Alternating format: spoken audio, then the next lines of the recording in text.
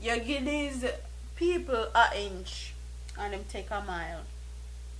First I did one woman get commit suicide in a police custody. Now one man dead in a police custody. This ain't the first time that this happened. But anyway, let's get into this story.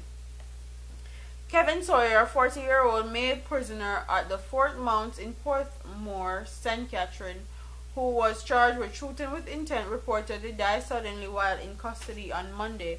Reports are that about 6:30 a.m. Sawyers complained of feeling ill while in custody at the Portmore police station. The police, who were alerted by other prisoners, went to his assistance.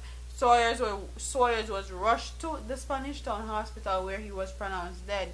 The matter is under investigation by various bodies, including the Independent Commission of Investigation, INDECOM.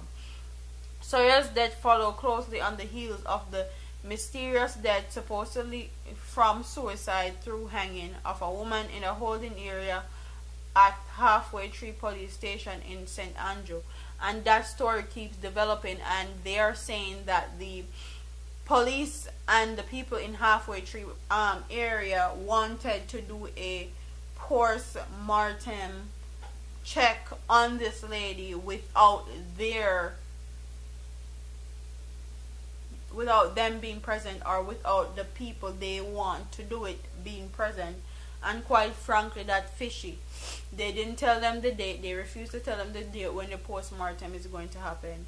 And it's just a whole fishy situation as far as that is concerned. I mean, I actually believe that woman did kill herself. No woman not kill herself and tell her neighbor them how she soon come back when she go in a police car. Obviously, she thought she was going to go home.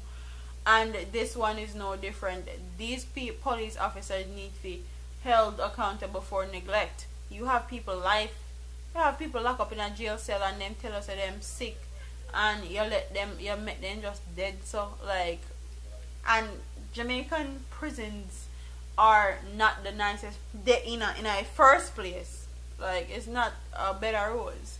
So me can only imagine having your family member, and them take your family member good, and you just find one day say you hear say your family member dead. Like, that's heartbreaking, and that's neglect, and these police officers need to be held accountable for neglect. If somebody died in their presence and they actually knew that this man was sick and didn't give him the necessary help that he needed, full time now Jamaican start fix up, man. And with INDECOM investigating, a lot of people are saying that INDECOM is just a dog with no teeth, a dog with no bite. A dog without bite, because they're saying that INDECOM don't have any power anymore ever since the court system ruled against them and said that they can't lock up JCF officers for wrongful deaths. So INDECOM used to tell these officers that, or allegedly tell these officers that, if they don't follow them investigation and give them all of the information with them need, they might get fired, or INDECOM themselves are going to lock them up. The oversight body for the JCF took INDECOM to court about it, and the JCF won and said that INDECOM have no right to lock up any JCF officers. All they're supposed to do is investigate and tell of their investigation, tell what their findings are and what they think disciplinary action is to be for officers that do stuff like that, or officers that was present for stuff like that.